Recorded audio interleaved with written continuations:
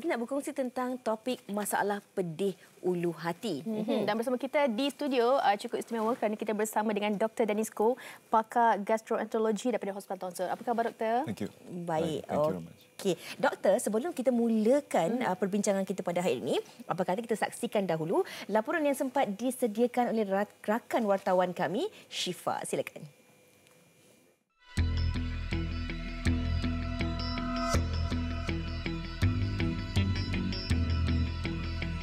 Rasa pedih pada bahagian dada, kesukaran untuk menelan dan rasa berasid di dalam mulut atau di belakang tekak merupakan antara simptom pedih ulu hati.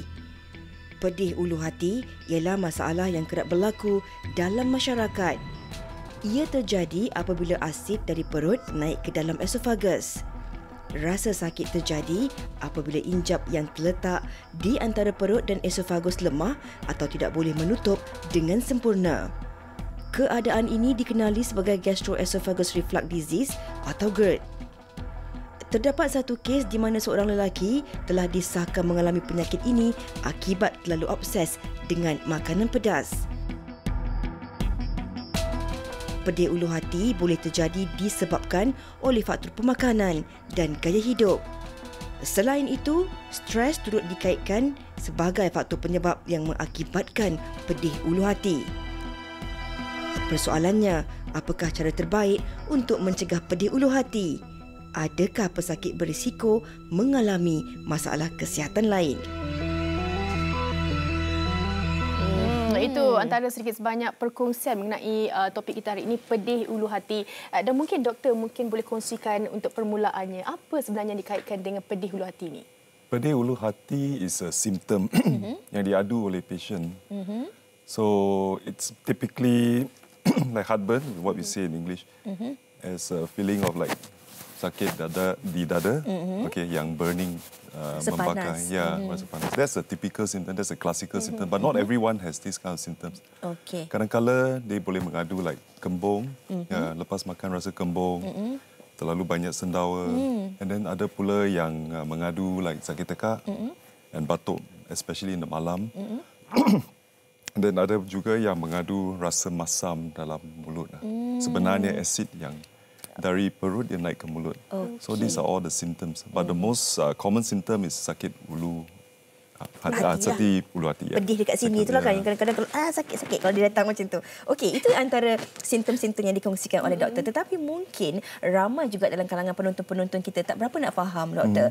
Adakah sebenarnya pedih ulu hati ini dikategorikan sebagai gastrik ataupun masalah GERD seperti yang telah pun dikongsikan melalui laporan itu tadi, doktor? Actually, this gastric and GERD is quite different. Gastric is dia macam simptom yang diadu oleh patient. So normally patient mengadu gastric, dia mengadu yang sakit sini. Yang mengadu GERD is usually sakit atas yang naik, membakar ke atas. So gastric usually dia related to inflammation in the stomach, ulcer dalam perut.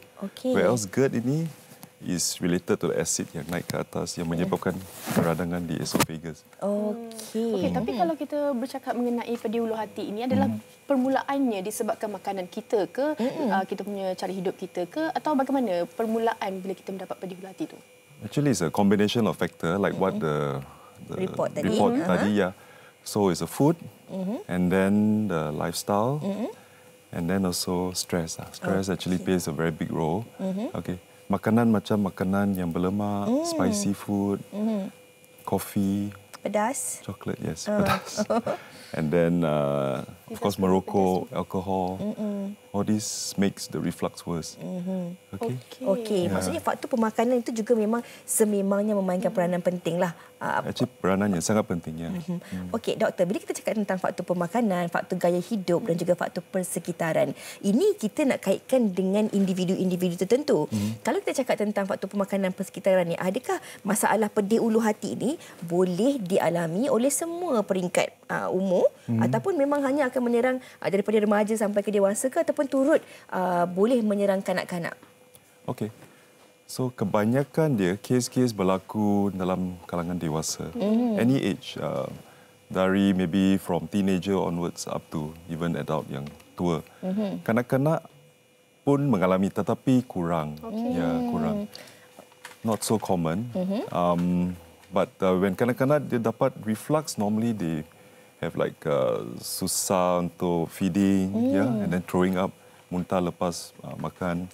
Jarang-jarang mereka mengadu tentang sakit ulu hati. Sebab budak-budak tak tahu nak cakap. Fatin, kalau boleh kita minta doktor, ada gambar rajah di sebelah doktor itu. Ini hari ini kita nak belajar sedikit. Kita nak belajar biologi. Okey, doktor, kalau doktor boleh kongsikan di mana sebenarnya bahagian hulu hati itu dan apa perkaitannya dengan usus besar, usus kecil dan juga perut kita. Okay, thank you. So, dalam gambar ini, this is the perut. Okay. And then this is the esophagus. Esophagus ialah saluran yang connect the mulut kepada perut. So this is called esophagus and this is perut. So what happens is perut mengeluarkan asid is normal. Secara normal perut mengeluarkan asid yang banyak untuk mencerna makanan. So kalau asid tu dia tinggal dalam perut, no problem. It doesn't cause anything because selaput dalam perut dia memang tahan asid. Tetapi selaput dalam esophagus dia tak setahan asid. So bila asid dari perut naik ke atas, dia akan mengakibatkan keradangan dalam saluran esophagus. Itu yang menyebabkan rasa sakit ulu hati. Okay. And then kebanyakan dia kes yang GERD ini disebabkan kelonggaran sphincter injap di archaeoesophagus. Okay. Ini yang menyebabkan asid dia senang naik ke atas. Tapi doktor, macam mana pula kalau dikaitkan dengan ibu mengandung? Bukan disebabkan faktor makanan, tapi bagaimana pedih ulu hati itu berlaku? Okey. Orang yang gemuk ataupun orang mengandung in general lah, orang mengandung because of the pressure dalam rongga abdomen. Okay, we believe that dia akan menekan ke atas perut baby and also lemak dan menyebabkan asid dia naik ke atas. Okey. Jadi itu Fatin kongsikan melalui pengalaman Fatin sendiri ketika mengandung memang mengalami masalah pedih ulu hati. Tetapi doktor, tadi kita dah kongsikan dari segi faktor permakanan dan juga faktor persekitaran. Adakah faktor-faktor lain? Maksudnya kita tahu juga bahawa faktor berat badan yang berlebihan juga boleh menyebabkan seseorang itu mengalami masalah pedih ulu hati. Tetapi bagaimana pula tentang faktor tekanan? Ada orang mengatakan kalau dia rasa stres ataupun rasa anxiety, rasa sedih, rasa penat juga akan menyebabkan masalah ulu hati ini berlaku. Adakah benar ataupun bagaimana doktor? Benar. It's very true. In fact, a lot of my patients, kebanyakan patient saya yang mengalami masalah GERD ini, kebanyakan dia ada faktor stres. Okay, stres itu tak menyebabkan asid dia, tak menyebabkan keradangan yang berlebihan. Dia menyebabkan sensitivity terhadap keradangan itu. So walaupun keradangan dia tak banyak, but dia akan rasa sakitnya. Tapi doktor, apa agaknya antara makanan-makanan yang boleh menyebabkan pedih ulu hati itu? Kalau kita makan, confirm kita akan kena pedih ulu hati itu. Okey, di kalangan Malaysia, of course like rendang, sambal, oily and spicy together. Itu makanan, Fatin. Makan hati pun boleh sebab pedih ulu hati. Okey, doktor, kalau kita cakap tentang pelbagai faktor-faktor yang boleh menyebabkan kepada masalah ini, kalau kita katakan dari segi simptom pula, sebab kadang-kadang kita tak tahu, kita panggil sama, semua tu gastrik. Pedih ulu hati ke, keradangan ke, semua orang panggil nama yang sama, gastrik. Tetapi kadang-kadang ada orang akan melalui simptom-simptom yang berbeza. Ada orang akan rasa sesak nafas, ada orang akan rasa pedih ulu hati, ada orang rasa macam dicucuk-cucuk di bahagian belakang, rasa macam sakit jantung dan sebagainya. Adakah ini antara juga faktor-faktor ataupun simptom-simptom yang boleh berlaku disebabkan oleh penyakit ini? Simptomnya memang banyak. Okay. But as I said, the most important, the most common is sakit pedih, like what we call heartburn, typical symptom. Of course, macam like you said, it can often be mistaken for heart problem, heart attack. Okay. So very important if patient yang datang, kalau dia ada risiko untuk masalah jantung, first thing we have to make sure is bukan masalah jantung. Because simptom dia dengan simptom masalah jantung agak sama. Tapi perbezaan dia, untuk masalah jantung itu memang serius. Itu memang life threatening.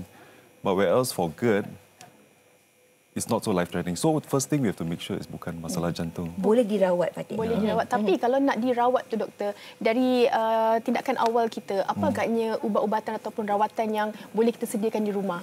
Okay.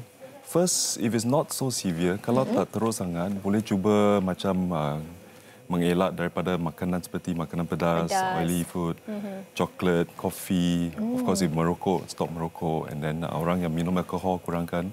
And then also kurangkan berat badan. And then kurangkan, lebihkan masa untuk makanan hadam, especially at night sebelum tidur. So kalau boleh, at least about 4 hours, 4 jam sebelum tidur. The last meal. Okay. So jangan makan terlalu lewat. Because bila makan lewat, then bila terus tidur, of course the gravity, there's no more gravity to pull the food down. So the reflux acid dia akan naik ke atas. So kebanyakan orang yang ada masalah reflux lebih teruk pada masa malam. Okey. Doktor, kalau kita cakap tentang faktor pemakanan tadi kan, mungkin ada juga dalam kalangan penonton-penonton yang mengatakan bahawa tapi saya dah ambil pemakanan yang seimbang. Konon-kononnya nak cuba diet, nak turunkan berat badan.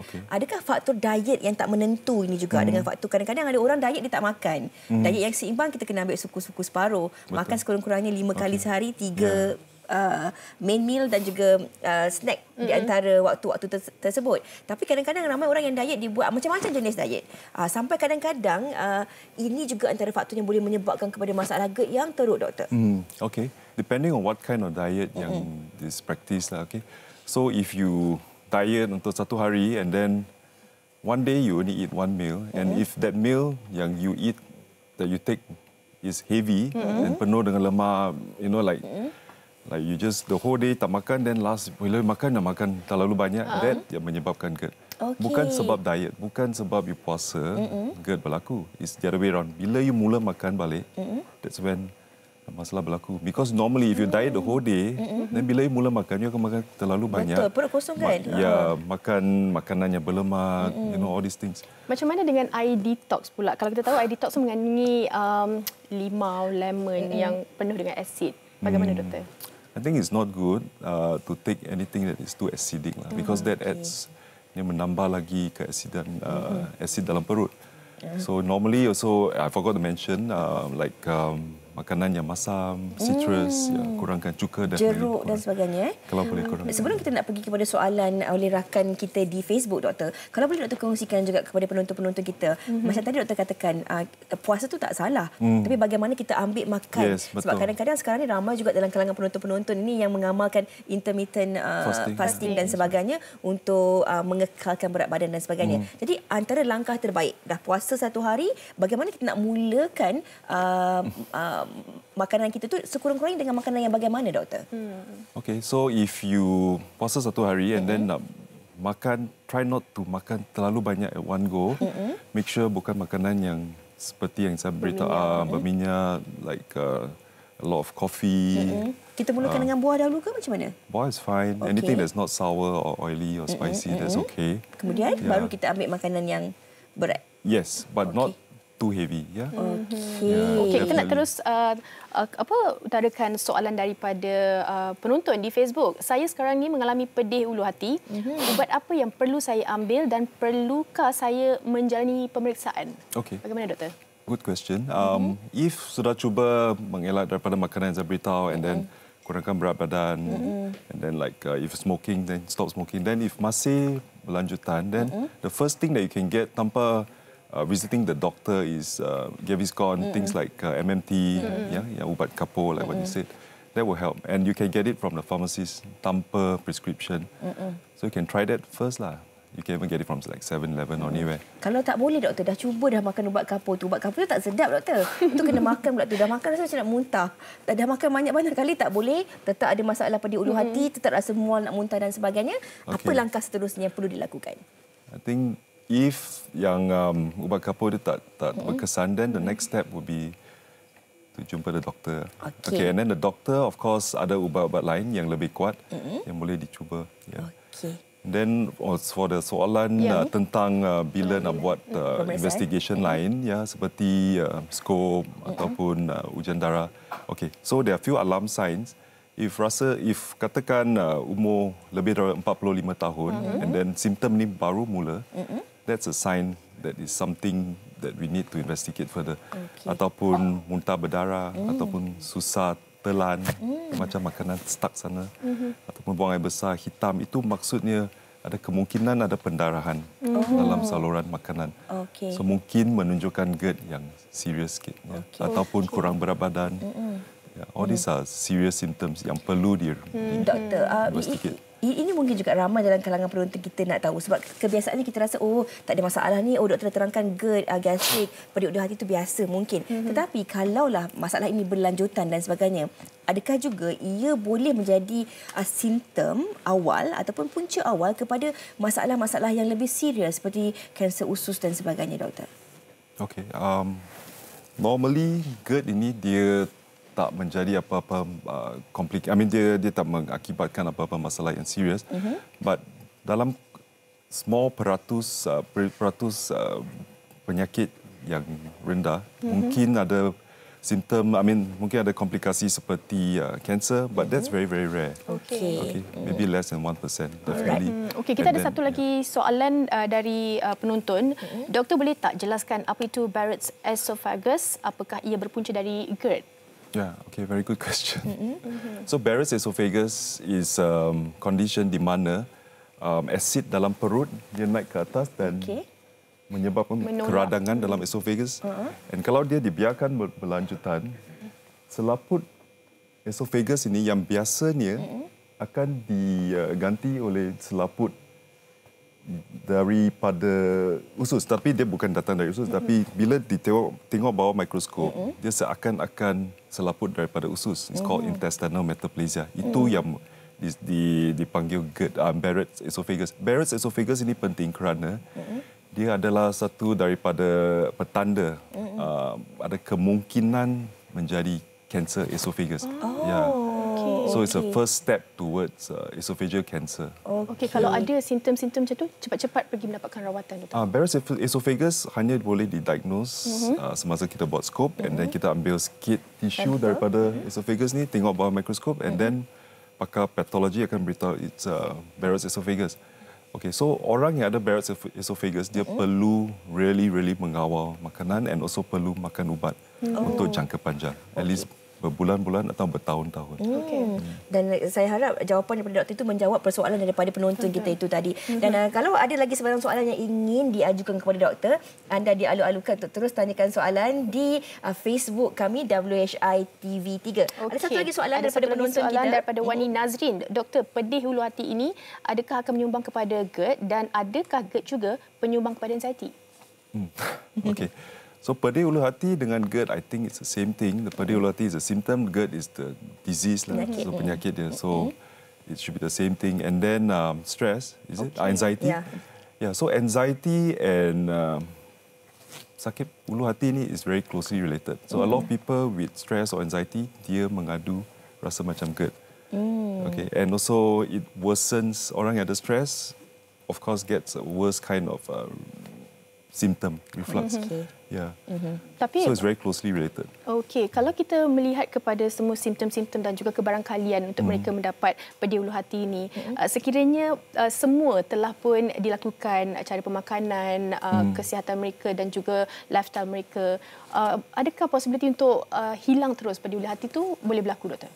Okay, if you can look here, kalau sekiranya tak ada kelanggaran dalam injap, then kemungkinan penyakit GERD tu boleh cure lah, dirawat untuk selama-lamanya. Yes. But sekiranya kalau ada kelanggaran di sini, that means acid dia memang in the future there's always a possibility, ada kemungkinan dia akan berlaku semula. So in a lot of patients dia mungkin berulang, especially kalau salah makan ataupun under stress. Okey, doktor, kalau kita itu tadi tentang sama ada penyakit ini boleh datang kembali ataupun tidak, kita kembali kepada rawatan. Tadi kalau apa yang kita perlu ada di rumah, kita mungkin boleh ada ubat kapur secara ringkasnya. Dah makan ubat kapur tak boleh juga, kita boleh pergi membuat pemeriksaan kepada doktor, lakukan skop dan sebagainya. Kalaulah ubat-ubatan yang telah pun diberikan oleh doktor juga kurang berkesan, GERD masih teruk ataupun pedih ulu hati ini tetap teruk dan sehingga mengganggu gugat kehidupan, tak boleh tidur malam, sukar nak pergi kerja dan sebagainya, apa antara rawatan lain yang boleh diberikan? Okey. So jenis rawatan memang banyak. So there's a lot of ubat-ubatan dalam market yang untuk merawat GERD. It's one of the most common medications available. So ada banyak jenama, ada banyak jenis. So normally for me, kalau tak efektif sesuatu ubat tu, saya akan tukar ubat lain. Okay. So maybe that's the first step lah. Kalau masih tak efektif, and bila kita buat skop memang nampak teruk sangat. Kalau masih tak efektif, then the last resort is surgery. Surgery untuk mengetatkan yang injap, yang longgar itu. That's the last resort. So first is normally change track, ubat-ubatan, tukar ubat-ubatan dia, cuba. And then also we have to menangani stress. So stress, anxiety is a factor. So it's very common. So a lot of patients, walaupun asid dia cukup dikawal, kalau tak kawal masalah stres, memang akan mengalami simptom yang berlanjutan. Kalau macam tadi doktor, rawatan terakhir pembedahan. Yes. Tapi selepas pembedahan itu, kebarangkalian untuk penyakit ini kembali berulang masih lagi ada. Lepas operation, then it's much less lah, because dia akan mengetatkan saluran the injap. But this operation is not for everyone. Operation ni, in fact, jarang-jarang saya showkan. Untuk orang yang memang tak boleh dikawal dengan ubat-ubatan lain, and then yang teruk, yang acid reflux, yang sangat teruk, yang mungkin ada Barrett's, yang mungkin ada risiko untuk kanser. So it's not for everyone. Baiklah. Antara tips doktor yang boleh doktor kongsikan kepada penonton yang mana mungkin mereka masih lagi ada peluang untuk menjaga cara makan mereka dan juga untuk elakkan daripada mengalami pedih hulu hati ini. Okay, so once again, kurangkan makanan yang berlemak, spicy food, chocolate, coffee, Milo, kurangkan. And then of course yang merokok, yang minum arak, of course that has to stop. Dan kurangkan berat badan. And then jarakkan makan malam dengan masa tidur. Ya, okay, bagi masa untuk kurangkan untuk hadam. Ya, untuk hadam, betul. And then cuba makan smaller meals, not the big meal, one meal and heavy meal. Jangan tambah-tambah. Okey, doktor, itu tentang penjagaan makanan. Mungkin di penghujung perbincangan kita ini, kalau boleh doktor sampaikan sesuatu kepada penonton kita. Kadang-kadang mungkin ia masalah biasa, tetapi kalaulah sudah tak boleh kita rawat sendiri, apa perkara penting? Kenapa juga mereka perlu berjumpa dengan doktor sebenarnya?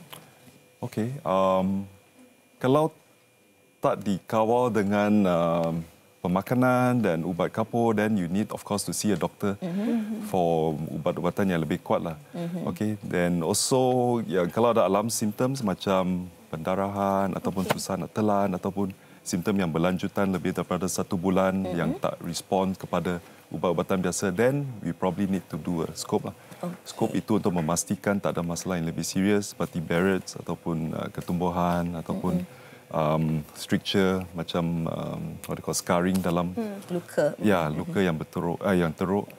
Yeah, so that's why you need to see a doctor. Okey. Terima kasih banyak-banyak kita ucapkan kepada Dr. Dennis Khoo selaku pakar gastroenterologi daripada Hospital Thomson. Kami harapkan Fatin jawapan daripada doktor itu tadi dapat juga menjawab soalan-soalan daripada anda rakan-rakan kami di Facebook yang bertanyakan soalan berkaitan tentang topik kita pada hari ini. Dan pastinya haruslah berjaga-jaga dari segi faktor pemakanan, cara hidup kita dan juga nak kurangkan orang kata tekanan, kena jaga untuk kita elakkan daripada mengalami pedih hulu hati. Terima kasih doktor sekali lagi. Thank you very much. Terima kasih. Dan kami harapkan apa yang dikongsikan hari ini sedikit sebanyak dapat memberi manfaat yang berguna untuk anda penonton-penonton yang mungkin sebelum ini risau tak tahu apakah yang berlaku pada diri anda. InsyaAllah dengan sedikit penjelasan tadi sedikit sebanyak dapat membantu anda.